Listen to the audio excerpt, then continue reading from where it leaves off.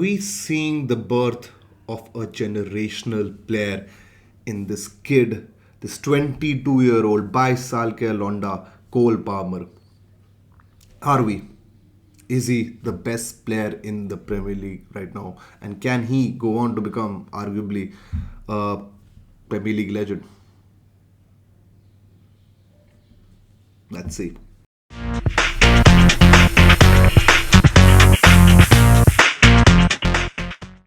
Namaskar, Adab, welcome to my channel. Please subscribe, please tune in and drop in comments, likes. Please like the video, smash that like button और please अपने comments डालिए, अपने मशवरे डालिए, आप क्या सोचते हैं इस वीडियोस के बारे में और क्या करना आप चाहते हैं मैं और किस चीज़ों पे वीडियो करूँ. Please put them down in the comments. So, crazy couple of weeks, rather more like a week since we caught up, and what a beautiful weekend for Chelsea fans, of course, and not too much for United fans. और जैसा मैंने कहा था अपने पिछले video में, United fans, I'm sorry, हम mud brothers आपके नहीं रहे, हम मड ब्रदर्स नहीं है, we're done, we're out, we're out. हम उस टेबल पे नहीं खाएंगे आपके साथ और हम निकल चुके हैं उस गली से. उस गलियों में हम नहीं घूमेंगे, वो गलियां नहीं रही हैं, वो हमारे लिए वो गलियां नहीं हैं जहां पर आप घूमते हो. देखिए हमारा अब लेवल बढ़ चुका है, शुक्र है बढ़ चुका है यार. इतने सालों से, 2 सालों से, देखो चेल्सी फैंस डिजर्व दिस यार. हम 2 सालों से हमने कितना सहा है, देखो हर हार्डकोर फैन बैठ के कितना सहा है इस क्लब को देख के. We deserve this.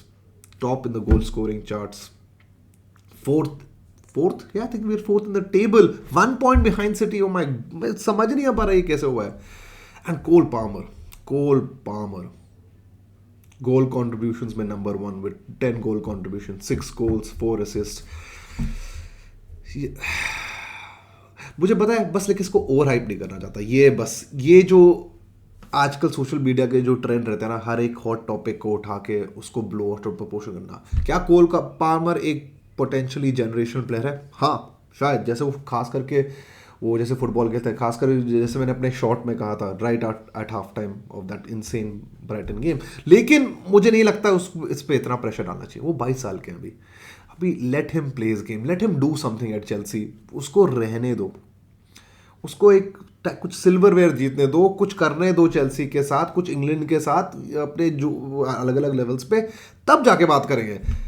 पोटेंशियल है, इज देयर, वो क्लियरली दिख रहा है हमें. लेकिन ये ना, इस प्रोपागेंडा में मैं घुसना नहीं चाहता कि क्या Cole Palmer is the best player in the Premier League. Potentially शायद है, may be he is right now form पे. But exciting times to have Cole Palmer. Eden Hazard की याद आ गई यार. क्या खेलते थे वो चेल्सी के लिए, और क्या क्लच थे, क्या चेल्सी को मतलब डायर सिचुएशंस में हमारी फटी पड़ी होती थी गेम्स में, वो उठा के हमें किसी तरह या तो पॉइंट लगाते थे या जितवा देते थे. Lovely. He's a game changer. Shared something Chelsea needed for the long time since Eden Hazard left. So, wow, I'm happy. As for what went down in the Champions League in the midweek, Arsenal comprehensively defeated PSG. PSG looked flat यार. PSG में कुछ दम ही नहीं दिख रहा था. Arsenal were in control of most of that game. उन्होंने एक भी बिग चांस शायद कंसीड भी नहीं किया to PSG. City had an easy away win at Slovan, and जैसे मैंने कहा था, obviously play over the weekend they drew to Newcastle away, which was a tough game जैसे मैंने कहा था. तो एज आई एक्सपेक्टेड उन्हें ड्रॉप पॉइंट्स, एंड एटलीस्ट मेरी ब्राइटन प्रेडिक्शन सही निकली. Also it was not the right score line at least, but I predicted Chelsea win. तो शुक्र है चेल्सी जीत तो पाया.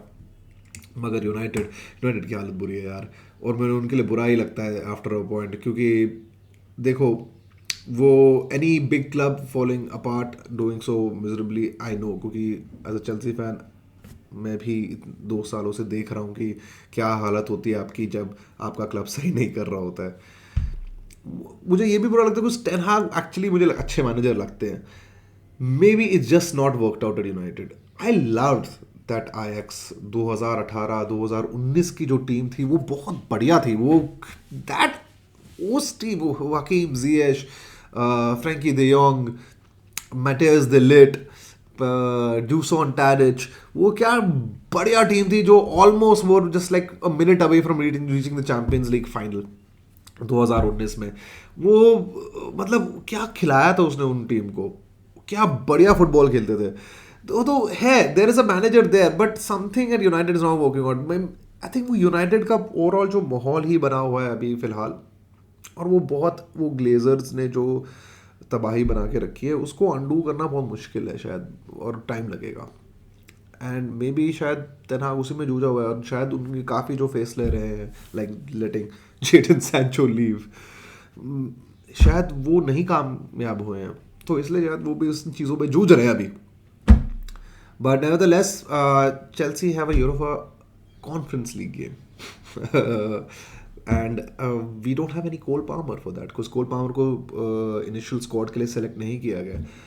मुझे लगता है कि डिसीजन शायद चलो पेपर पे ठीक लगे, लेकिन हम पछताए ना इस डिसीजन की वजह से, इस फैसले की वजह से, क्योंकि देखो मुझे तो लगता है हमारे स्क्वाड में काफ़ी अटैकिंग स्ट्रेंथ है। I think Nkunku, Neto, Joao Felix are all aching to play more games, and on paper they should do the job against Gent and बाकी टीम्स जो भी जिनको हम पैनाथेनाइकोस वगैरह जिनको हम खेलेंगे, मगर रिस्की है। बट अब क्या करें, अब गेम टाइम भी मैनेज करना था कोल पामर को, तो we have to do something. I hope we'll be able to squeeze out that win, and I think हम कर should be a comfortable like a 2-0 win. I hope, कुछ भी हो सकता है, फुटबॉल है ये ऐसी चीज़ दोस्तों, anything can go down. But I would look forward to even the Nottingham Forest game जो होगी। I believe it's on a Sunday में खेल रहे हैं। सबके काफ़ी स्ट्रेट फॉरवर्ड फिक्चर है। I believe यूनाइटेड है एस्टन विला पे। बाप रे, अगर टेन हाग, पता नहीं कितना वक्त बचा बेचारे का, and this the worst game to get Aston Villa पे, जो एक्चुअली काफ़ी फॉर्म में है, and they are on 5th and I think on the same points as Chelsea. So it's gonna आसान नहीं होगा उनके लिए, वो भी खास करके अवे खेलना। बेस्ट ऑफ लक टेन हाग। मुझे नहीं पता कि आप और यूनाइटेड फैंस का भी सच मंजस से निकलोगे। As I said, Arsenal look good, beware of Arsenal. City is City, you know, it's gonna be there in and around somewhere. Something will always keep working out. But क्या लगता है आपको कि I want to know from the viewers, from the vlog, what do you think, what would you like me to talk about? मैं किस जगह, is it football related only, or is it more content on football and politics and the history of football and the geopolitics nature of football and the development of fan culture, of club culture वगैरह, rivalries like the El Clasico and whatnot, or the derbies like United Liverpool, या आप कुछ और ख़ास करके मैं जानना चाहता हूँ आपकी तरफ से कि आप क्या सोचते हैं मेरे मशवरों के बारे में जो मैं पेश करता हूँ आपके सामने। It will be very helpful for a feedback as a creator on what you think.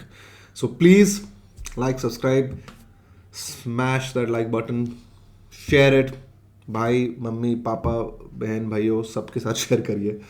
ख्याल रखिए। Until then, खुदा हाफिज़, नमस्कार, टेक केयर, पीस।